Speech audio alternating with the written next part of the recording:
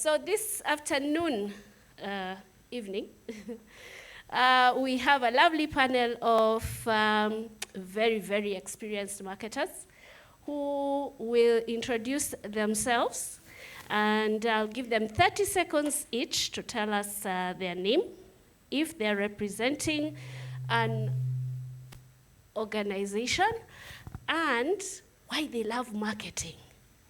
Get ready with your questions. Good afternoon. My name is Mwihaki Wachira. I'm the group head of marketing at I&M Group. Why I love marketing, I've always loved it, right from when I did high school and went into uni.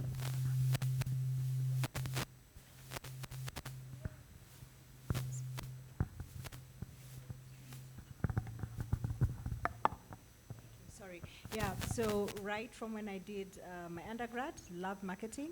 I'm so happy to be in this space. Why I still love it, 17 years in this trade, is because it's never, it's always changing. Every day is a new day, right? You have to consistently reinvent how you do marketing, how you engage with business, how you engage with customers. So no day is the same, and that's why I absolutely love it every single day. Good afternoon. My name is Grace Nganga Masharia. I have been in marketing for now almost 15 years. I started out at Scanad, where I was in advertising, and I have crossed over to AP Apollo Group, where I am the head of marketing and corporate communication for the entire group. Why I love marketing? Well, sometimes I hate my job, but today let's talk about why I love it. I think it's because of how dynamic it is. We are the fun department, let's not lie about it. And in as much as there's a lot of times when we're told, oh, you're spending too much, whatever, when the results come, people forget it's us who did it, but we know in the back of our heads, we're the ones who did it, we did that. Yeah, so I'm pleased to be here, first time at Top Marketers, but I know most of you. So hope it will be a good session. All right, I think I'll let Emily go before me. It's because they say ladies first, so chivalry isn't dead. All right, good afternoon, everyone. My name is Emily Kinuthia. It's a great pleasure to be here this afternoon. I don't take it for granted. And it's also a great pleasure to be on a panel with such an amazing set of marketers. And so thank you so much, Top Marketers. Thank you so much, Victor, for the invitation. I am the marketing manager at CFAO Motors. CFAO Motors is former Toyota Kenya, and we are in the mobility business. And so it's really exciting to share experiences. And what I love about marketing in particular, having done it for, I'm not going to say how many years, I don't shock all of you, but a good number of years, is the fact that, with marketing, you touch lives, you transform people's lives, you have an impact, your brand adds value to somebody. And so for me, that is really what keeps me going. And that's what I love about marketing. Thank you. So Eric is my name, Eric Achola. I run marketing at Telkom. Wow. I think apart from Thrity, I probably am the oldest marketer here. So Are I've you been in the saying industry I'm for old? experience. I didn't say old. I said experienced. Yeah. So yeah, I've been in the industry just shy of 25 years. I've worked across very many categories. I still love it. But I think the most fundamental thing for me about marketing are two. Number one is, as marketers, we know everything about the business. We may not be experts, but you kind of know what's happening in production. You know what's happening in sales. You know what's happening in finance, because you see, it's a factor of budget. So you kind of know what's happening. So you know everything that's happening in the business. And because of that, you're the glue of the business. And I have no shame in saying, without us, businesses would struggle. Number two is we have the ability to make things happen every single day. So I remember many years ago giving a talk to management trainee program and a management trainee program, and it's just amazing just to think about how many brands you interact with from the time you get up to the time you go to bed. It's just as simple as, because there are a lot of people who are tech. When you wake up, you reach out in the morning and you pick up your phone, that's a cell phone, it's a brand. You pass a billboard, you listen to radio. All those brands have different things that they etch in people's lives, and the people in this room are responsible for making those things happen. And that's us. So I'm happy to hear. Right, so Mwihaki, Grace, Eric, Emily, welcome for our session. Were you guys paying attention? How many years in total of marketing experience? A century and above. Eric says we must be very experienced marketers. I'm a Gen Z, by the way. So yeah. By heart. Yes, by heart. You start from there. I'm going to start with Emily. Tell us what our focus for this afternoon is, how to achieve marketing growth in 2023. So we want to start by understanding, what is this marketing growth? What does it mean? Sure. Thank you, Thrity, for that. So I think for me, when I look at just the appreciation of what marketing growth, three things come to mind. It's really about how do you position your brand as a marketer to consistently attract your consumer. And we all know that today's consumer is very discerning. Today's consumer is switched on. They have a lot of access to information. They know more than you even know about certain things. And so, you always have to be at the forefront of really understanding, what is this customer looking for? What are their needs? And how do I consistently attract them? After you've attracted them, of course, it's about engaging them. We are in a world where, convenience is king. Everybody wants something and they want it now. I look at Netflix and how Netflix has afforded us the opportunity to wake up in the middle of the night because you have insomnia, and you can decide to watch a series, just on the bed. Back when I was growing up, we had to go to a video library. Who knows that story? Borrow one tape, put it in the VHS, watch it, and then take it back the next week, and then borrow a movie a week. I mean, it's ridiculous. But when you're looking at a marketing growth approach, how do you keep your customers engaged through and through? Convenience is king. You have to always remember that the customer wants it now. It's on demand. How are you able to meet them at that level and make sure that they're engaged through and through? Looking at just content strategy and how you're able to make sure that your content is engaging, and that's a whole other conversation. And then last but not least, for me, growth marketing is also about retention. A lot of times as marketers, we're very good at, bringing the customers, getting people excited. We do amazing stuff when it comes to launching, product, doing great events, rolling out campaigns. So we get people excited. But then the question becomes, how do we keep the customer with us? How do we retain?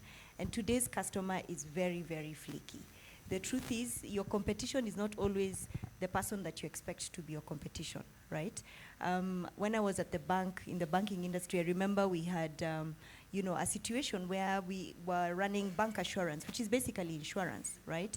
And suddenly there was InsurTech, and there was all these little digital platforms that were coming up. They were not in insurance, but they were taking our customers. So suddenly, our competition was not your typical insurance company. It was a digital platform where a customer can actually log on, be able to compare insurance across Jubilee, APA, the different Britam, and make a decision and buy through them. And suddenly your competition is not who you thought they would be, right? So retention becomes a very critical aspect to look at when you're looking at growth marketing. Yeah. All right, so you've told us about the discerning customer. You've said how the customer's expectations are changing. It's important to engage customers. It's important to retain customers. It's almost like drawing a customer journey. Sorry, I'm a teacher, yeah? So let me come to Grace. Grace, what are some of the challenges that you faced this year in the area of marketing? Maybe you can tell us a story of some of the challenges that you found happening in the industry. Okay, someone reminded one during lunch, but I'll tell you a story of challenges in marketing, and this one is about being understood by your internal stakeholders, which is important because we are the department that works with all other departments. So earlier this year in March, we celebrated World Happiness Day. As you know, we are the happiness brand. And we worked in partnership with influencers, specifically G-Money and his team, where we were calling people to come for a happiness run and walk at Karura. And, you know, for us as the marketing department, we understood what we are trying to do. We are bringing in the Gen Z to come and experience something that is not normal for insurance companies, you know, fun things to do, get to know the brand, interact with the CEOs and everything. So in my mind and my team's mind, it was very, very clear. But and the CEOs and the business team, they expected the brokers to come and run with us. You know, those old fuddy daddies? That's what they expected. So they come the day of, which was on a Sunday, we have 15,000 people in Karura. The whole place is blue. My team and I are so excited, like we did it. Guys, we did it. This is brand building on another level. This is a new type of customer. They are all posting and tagging us. In terms of marketing, it was a real success. But actually didn't even get to Monday morning. In the afternoon of Sunday, my boss calls me and says, "What was that event? There was no one." I'm like, "Say what now?" "Yeah, there was no one. I did not see anybody I know." Then I tried to explain to him, yes, this was brand building, getting new customers into that should they consider insurance and investment in the future, we are the brand that they will remember, the fun brand, the brand that has a smiley on their logo instead of something very, very serious and all that. Then it was a whole week of explanation as to why. And the challenge here is when you do not come down to the finance people and the CEOs who are headstrong in the business that you're in and explain to them what the strategy is and what the growth plan is. And so I feel like as marketers, we always have to remember to bring in the stakeholders and try and get as much buy-in, not just buy-in to sign off the budget, but also understanding the strategy behind. And I'm still receiving the sorries, so if we meet over there, you can hug me. That's a really good reminder you've given us about our internal customers and the importance of being able to communicate with our internal customers as much as we are focusing out there on the external ones. You say it was Happiness Day, World Happiness Day. Hey guys, let's show what World Happiness Day looks like. A smile, yeah.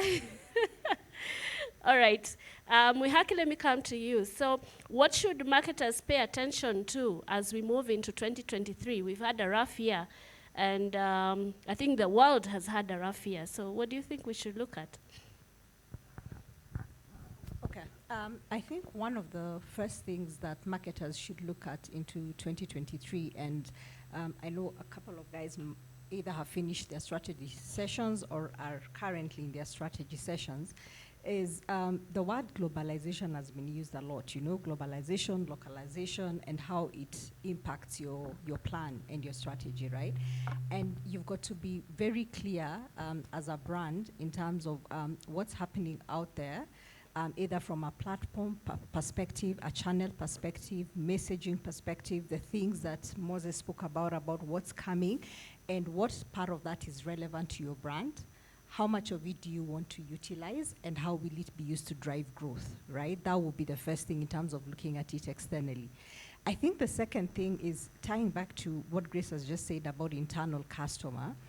As marketers, I think our greatest responsibility in 2023, and I've had several conversations today and even in other forums, and people still talk about marketing is a support function, or I support business to do.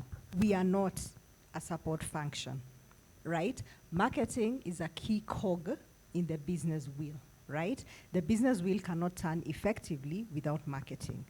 You're either an enabler or you're actually a business component within the business. So if you're in marketing and you refer to yourself as support, from today, please drop that word. You're not a support function. You're key to driving the business growth. And why do I say that? Because marketing is an art and it's a science. And I think Uni also alluded to this earlier today, right? So we do the creative part of things, developing campaigns, content creation, and all that stuff.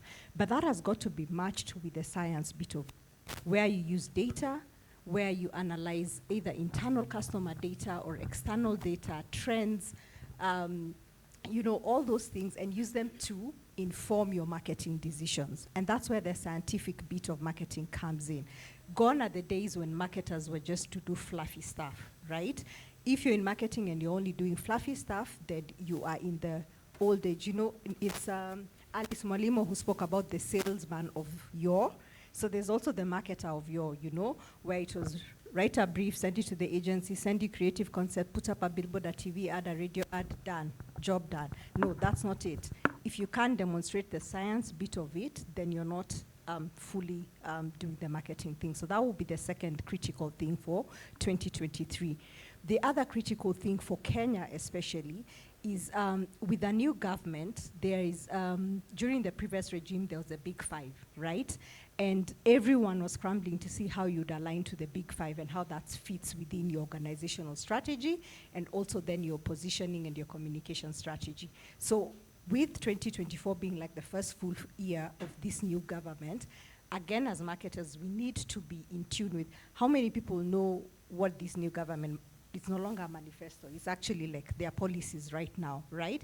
If you're in banking, what's this whole savings thing that they're talking about?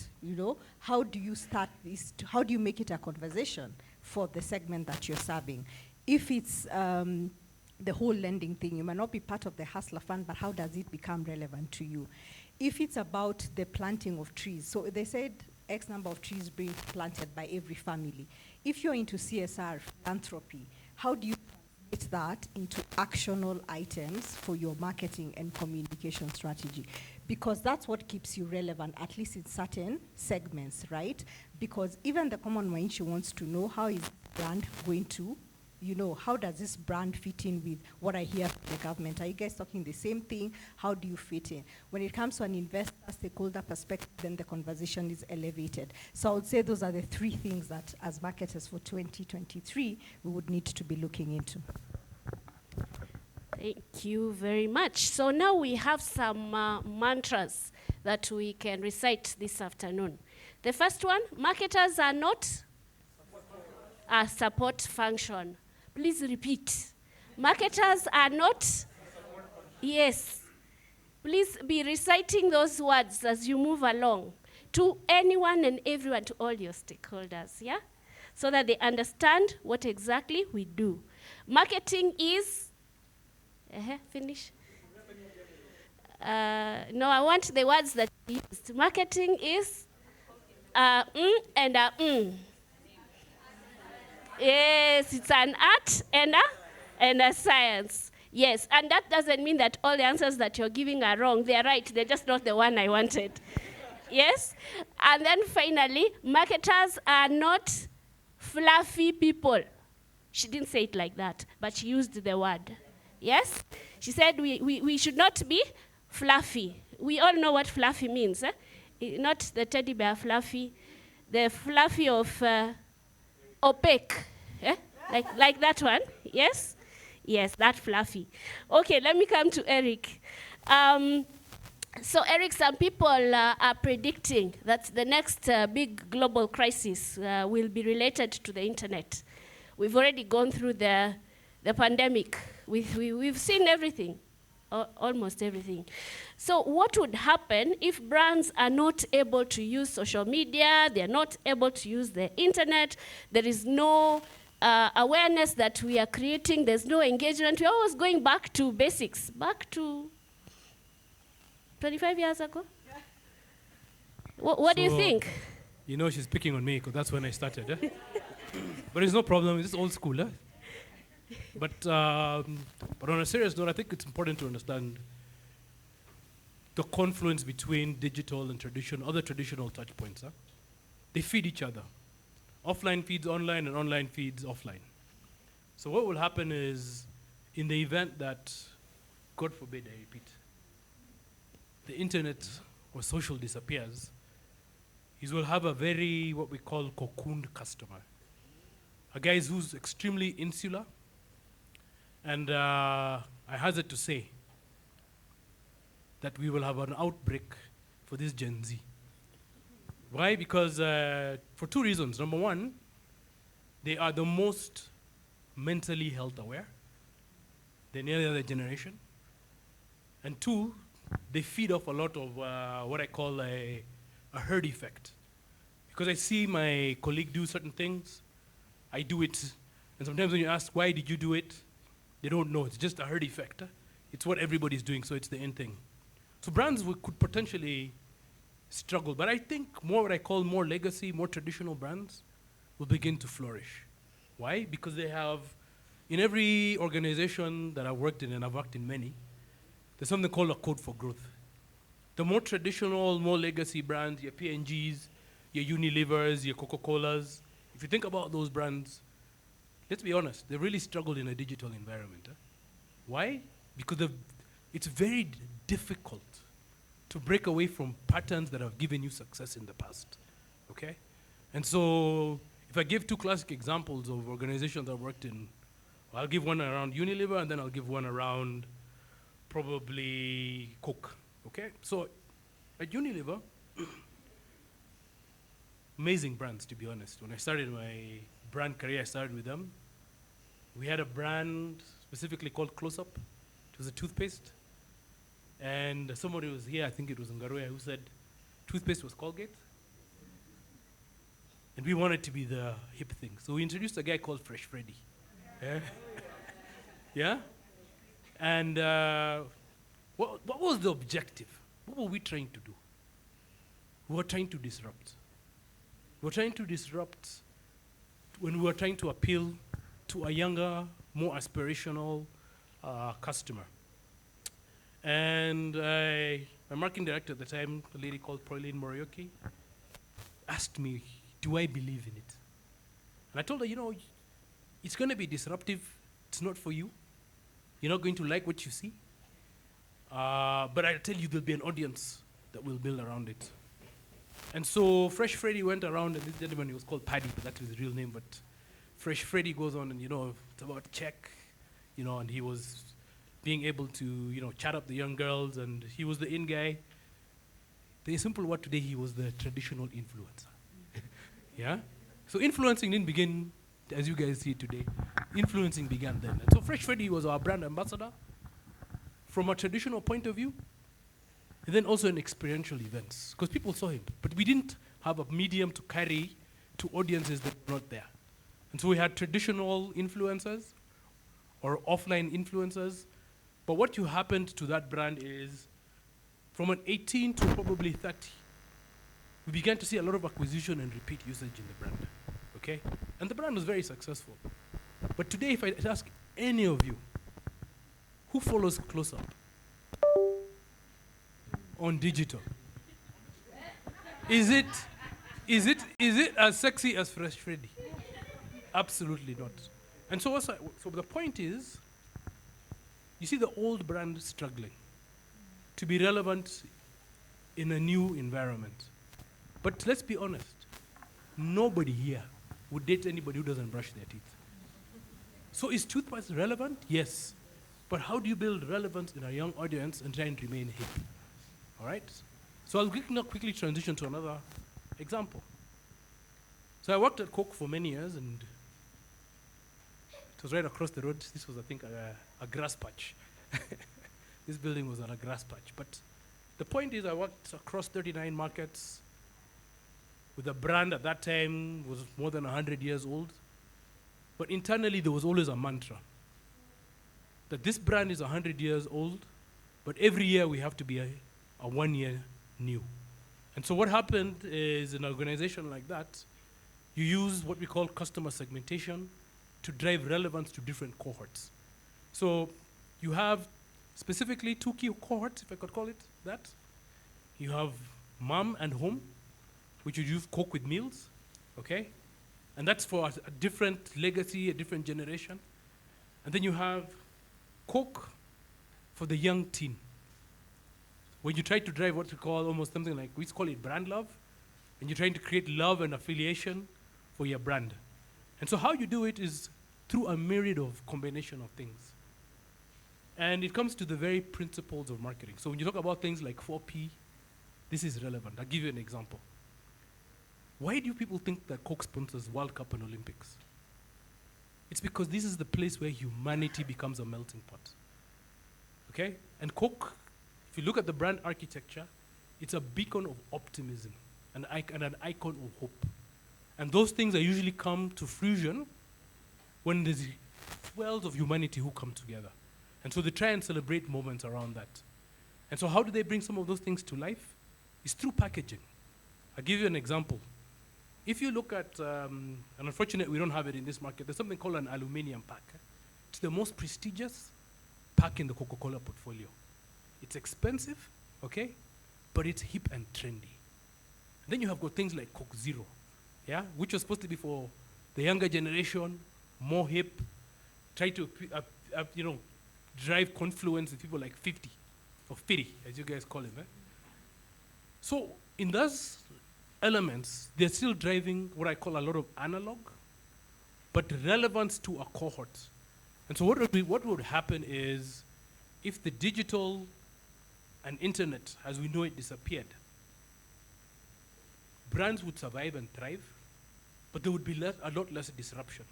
You know, there are a lot of brands that have come to life because of social media, and we know them. And they would struggle in a more traditional context because it's more, it needs a lot more investment. Today, nobody talks about a 60-second TVC ad. I used to produce 60-second TV ads at Safaricom. You know, 80 million, 100 million. Ryan here is shaking his head because he was there. And Grace, and Emily. Those ads don't happen anymore. Today, you know, with the 10K, you produce a digital ad. So the world has changed with a good iPhone or a good Samsung or a good Oppo. Where's Moses, who was dismissing Oppo? By the way, all his pictures that he saw here, they're from his Oppo camera. Although you see him bragging about his Mac. If you follow him, he uses his Oppo camera. But the point is, digital has created disruption, and for marketers, disruption is great. So without digital and social, we would struggle. So we've learned so much from those stories. The fact that disruption is a good thing, the fact that we need to keep thinking about disruption, the fact that we can be disrupted by something that we didn't expect. We didn't expect the COVID pandemic. We might not be expecting chaos in the world of the internet. But what happens if it comes along? Are we ready? Are we ready to be agile? I think that's the word we were discussing with Emily before we came in. Are we ready to be agile enough to be able to move in any direction? And we've also learned that the older brands have struggled to find their place on digital, whereas the upcoming brands seem to be embracing digital as the way forward. So there's some fusion point that is coming out clearly that we need to think about. All right, so are you ready with your questions? Are you ready with your questions? You have no questions for my eminent panelists here? Ah, great. Yes, please. Tell us your name and your question.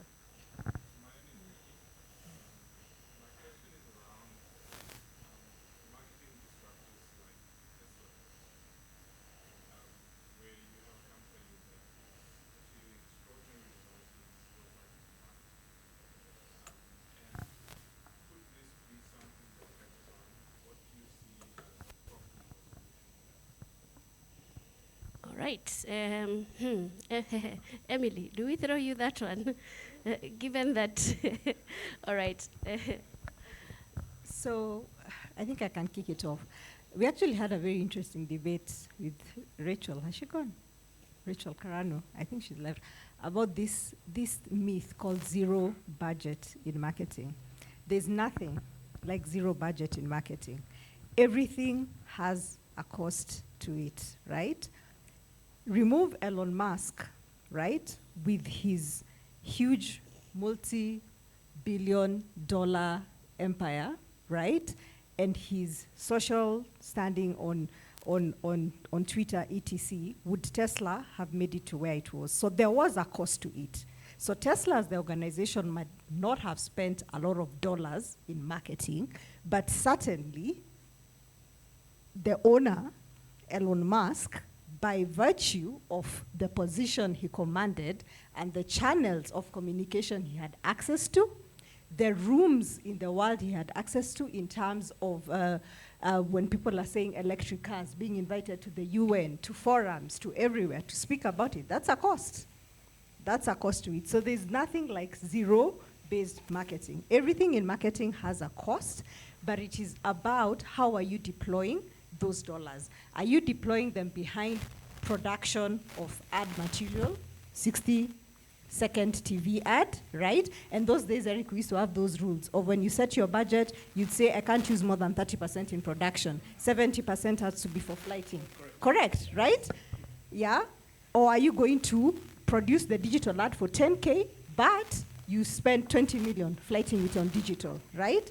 Or are you going to purely use a PR approach where you lobby with journalists, with media houses to get onto the news, to get onto interviews? But even those guys, there's a gift hamper, there's a retreat you took them to, there is something. So there is nothing like zero-based marketing costs. It is just about where are you directing your investment to, but there is an investment to it. So, Thrity, can I speak? Absolutely. Ricky,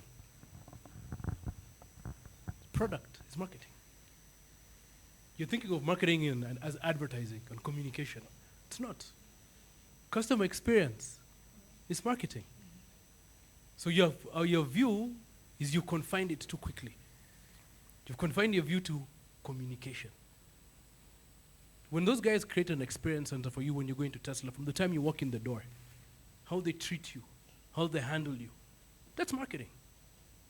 The brochure, the catalog in the book, the logbook, the T for Tesla, all that is marketing.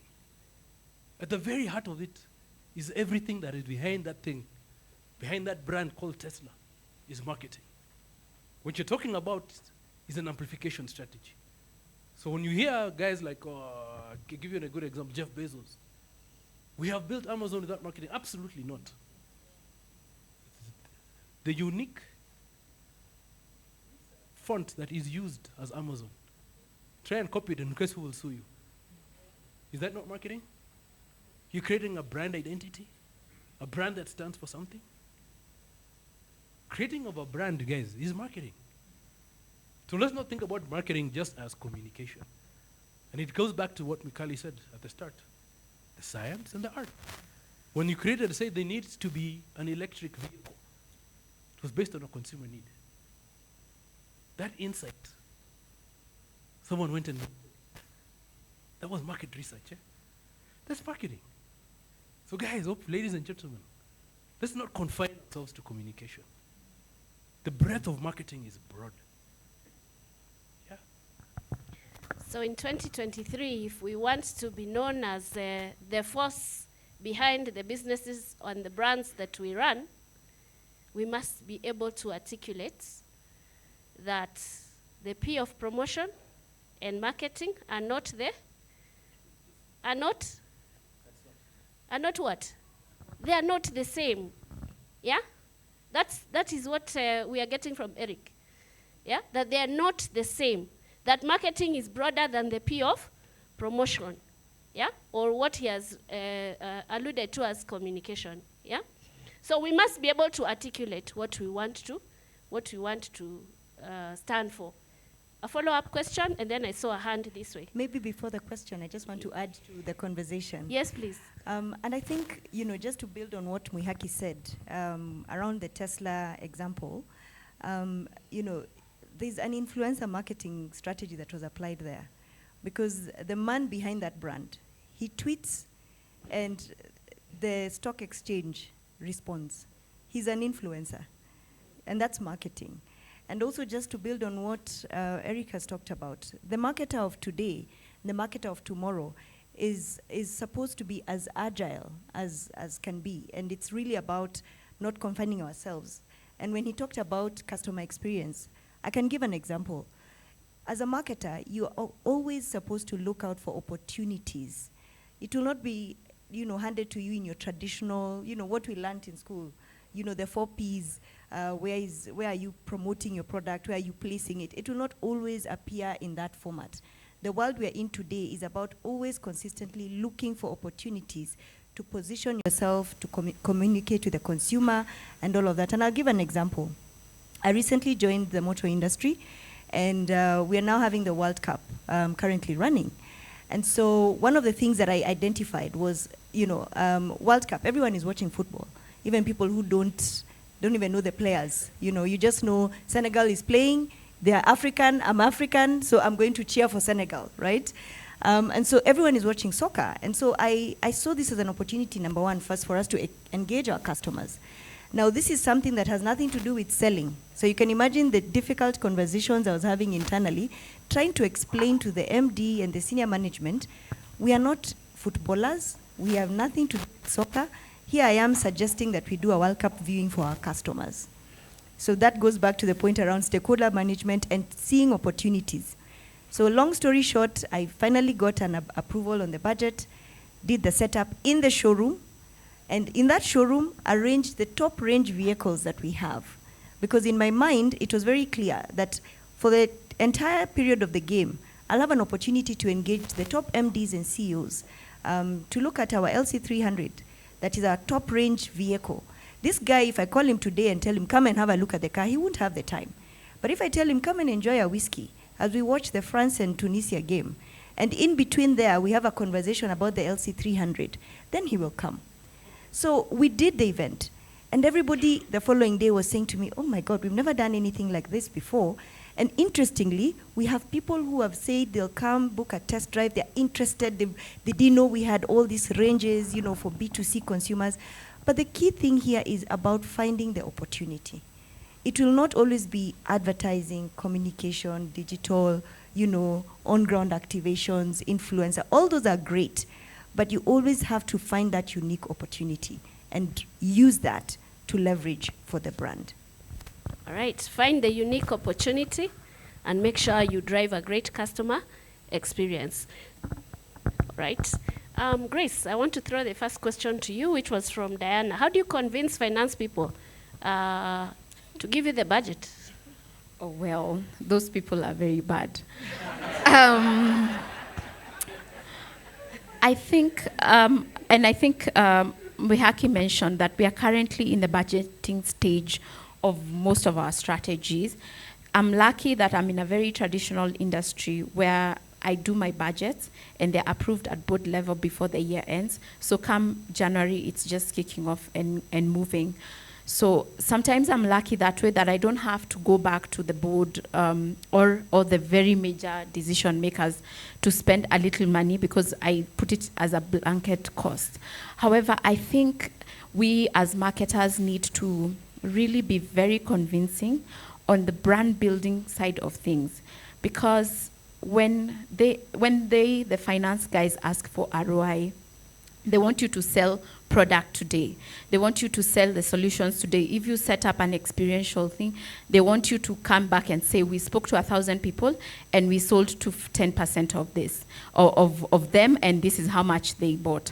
So I think we need to educate our internal customer on the brand building and the long haul, the long game that is marketing, and the long game that is building a strong brand, that there is consideration now and decisions can be made later in the months. So it's a difficult question because we all go through it, but I think it's just there's a convincing, we need to be convincing in that way, that there's a long haul to it, and it comes, it will eventually come, maybe not now, but later on. Very difficult question though.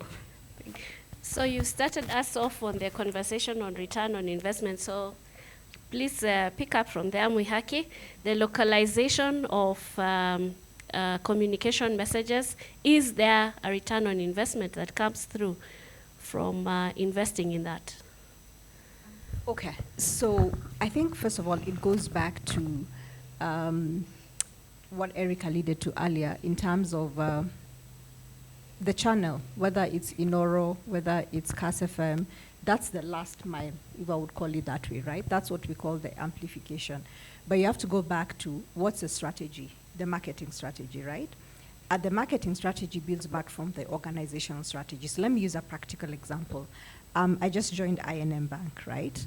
INM is a bank that's been here, it's gonna be 50 years in 2024, right? But for the longest part of it, two things synonymous with it, Asian bank, right, in terms of perception, and corporate bank, right? So we'll bank businesses largely belonging to that Asian community, and then the Asians running those businesses, right? How is that changing, right? The bank is now a tier 1 bank, has made a deliberate effort from an organizational strategy into moving more into the retail space, correct? So when immediately you talk retail space, that shifts the persona of the INM brand. So previously, where it could be a premium brand, only speaking to a certain segment of people, speaks only in English, very posh, very relationship-based because it's a small customer base, you're doing one-on-one. We now have to shift the marketing strategy to what does it mean when you go retail, right? What does it mean when you're up against your NCBAs, your KCB to some point, Equity, Corp Bank, etc., right? You have got to relook your brand persona in terms of how does a brand show up. What's the voice of that brand? It can no longer just be in English. It can no longer be advertising on Capital and East FM only, for example, right? But beyond that, then, so it really drills down to organizational strategy, marketing strategy in terms of how you have understood the organization strategy and how you're going to execute it. And then the last bit is then which channels, of course, you're using, right? And so then that's what will inform whether you show up on CASFM or not, right? For another brand, yeah, for example, maybe DTB, that's not their plan, right? So for DTB, it doesn't make sense to go on to CASFM or to Inoro FM because probably they've not decided to go into retail, or maybe they're going into retail, maybe they've decided a certain segment, you understand? So it has to be properly thought out. It's not just send brief to agency. Media agency recommends 10 stations. I have 20 million. Give not 2 million shillings to each of the 10 stations. My reach is perfect. Frequency is high. Good job. No, but was that tying back to the people that you are trying to reach, yeah? And that's just from a traditional perspective. With digital as well, even your choice of influencers. I mean, I don't know if you guys saw this crazy chick called Jackie Vicky Awinja, right? And what she's done, like all the way out there at the World Cup, but showing authentically, like did not change who she is and how she showed up, So that's the thing as well. As you recruit your nano influencers, your macro influencers, do they all have to be English speaking? Are there some who are known for their vernacular, etc., So that's what it has to come back to. So that's the last mile, the channel, the language, how you localize it, but you have to tie it back to your strategy. All right. Emily, there was a question from Michael who talked about experiential marketing. Return on investment comes at some point in the future. The long haul that Grace referred to. What can you say about that? Right. So I think that question touches on stakeholder management, which was the question that Grace was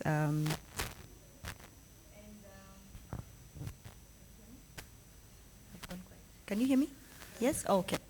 And I think for me, what I would say is just two things. One, as marketers, we can no longer be fluffy. I think somebody talked about being fluffy. We have to demonstrate return. We have to be ruthless about that. And yes, I agree that it's not always that everything you're doing to have a tangible, immediate return on investment. But you have thought about it. So even just the first question that was raised by the lady at the back, sorry, I forget your name. How do you engage your stakeholders? The first thing you need to realize is that you have to take it from a perspective of appreciating what matters to the stakeholder that you're speaking to. If you're speaking to the MD, understand what matters to him and ask yourself, that proposal that you're putting together, how does that address what matters to him? If you're speaking for, because you need his signature, you know he's all about budget, he's all about return on investment. How does your proposal, whatever it is you're placing in front of him, address that? Because you need those people to buy into what you're selling. But more importantly, once you've done the activity, identify what the ROI will be, whether it is leads, whether it is inquiries, whether it is, customer appreciation, for example, and make sure that you're ruthless about making sure you report back on that. The key thing that for me has worked is, and I'll give you an acronym. As a marketer, you have to work on your pie. P is for performance, I is for your image, and E is for your exposure. Work on your performance. Make sure that people know whenever you touch a project, it will excel, it will succeed. Yes, there's a place for brand building, and that is something we all appreciate, but always marry that brand building with a little bit of a return on investment for the business so that you start to get them to appreciate that this marketing effort is giving us something. Customers came, these inquiries now coming in. We did this, World Cup engagement, and we booked a few customers for test drives. Okay, so maybe we can do a bit more of those. And make sure that you're ruthless about follow-up to give that return on investment. Work on your image. Make sure that you're consistent in how you show up. Make sure that people know they can trust you. When you show up, they know things will get done. And then exposure. I'll encourage us to toot our own horns. Sometimes as marketers, you want to be in the background, People are like, oh, that event was so nice. It was their team, No, it was you. It was your baby. It was your idea. You did it. Be, courageous enough to say, yes, it was a team effort, but, it went well, and thank you for the compliment. Exposure is important because that is where people begin to appreciate the value of marketing as we continue to do whatever it is that we're doing. So I would say let's, be very ruthless about follow-ups for our ROIs in every engagement that we do and understand your stakeholder, what matters to them. All right. So Emily has told us about the pie. Do you remember what the pie stands for? Yep. P for? Performance. I for? Image. And E for? Okay. And in case you missed it, she was literally giving you a lesson on personal branding in 2 minutes. Yeah? Yep. Yes. Eric, tell us about the skills that a marketer needs in 2023 and beyond, as asked by Michael. So I want to pivot a bit, and then I'll come back to that very quickly. I'll start with her question. For me, it's always about you have to understand how the business makes money. When you understand your business and how it makes money, weaving in a concept that's out of the box is not complex, because you have to fit it within one of those boxes where money or profit pools are generated. Ricky, to your question, is vernacular relevant, whether it's Kikuyu, Luo, or whatever? For me, it's about something we call profit pools. Is that size of opportunity enough to put money onto the table? That defines whether you go to that profit pool or not. If the profit pool is too small, why are you going there? It can be relevant, but it's not generating any cash. So, you know what we always say? You can be happy profitably or profitably happy. You choose. All right? To my colleague here, Mike, 2 answers. One of them is a very simple one. It's the science of marketing. Huh? You asked if you do an experiential event. It's costly. How do you convince people? Earlier, there was a conversation about our sales, where we looked about what we call time to sell. Do you have that? Do you build those models as a marketer? When you do an event, when does the conversion come through? You have to build those models yourself. No one's going to do it for you. The sales guy is making his commission, he's out the door. You have to build those models. So you say, guys, when you do this event, the return is 3 months. You have to build those models yourself. They'll not be accurate, but it's a starting point. When you do that, people earn respect from you. And I can tell you, the sales guys will be telling you, Mike, we need more. When the sales guys are pushing, you know what the MD is doing? Let's do it. Because he's seeing money coming through the door. But let's talk about career. It's interesting because I tell you, my career has been very interesting, and I'll be very quick because I know time is. In my late 20s, I became a marketing manager, and I knew by 33 I'd be a marketing director. Until I met a gentleman called Gareth Williams. Gareth Williams was, at that time, he was a Diageo, executive in charge of people and development. And he, fortunately, was a brother to, he was a boss to my brother when they worked at Unilever. And my brother told me Gareth was the worst marketing director. And when we had a one-on-one conversation, Gareth told me one thing. He told me I struggled as a leader of a function because I had not baked. We'd go into a room, we would brainstorm, we would agree on a path, but in the morning when I woke up and I came to my team, I changed my decision. I suffered from indecision because I didn't have enough experience and exposure to make sure that this decision I was making was the correct one for the organization. So one thing I want to appreciate you guys as marketers, you need to bake. You need to go through a series of things. Now people say, what is baking? 1 year, you're wetting your feet, you're getting to know. Year 2, you're getting into trying your own things from things and you've been exposed to. So year 1 and year 2 are exposure. By the time you're doing your business a third cycle, now you're beginning to build experience. You've done one brand for 3 years consistently. You move from exposure to experience. Second thing that you need to really build. I talk to my salespeople better than them. I spend a lot of time in the trade because I understand their problems better than them.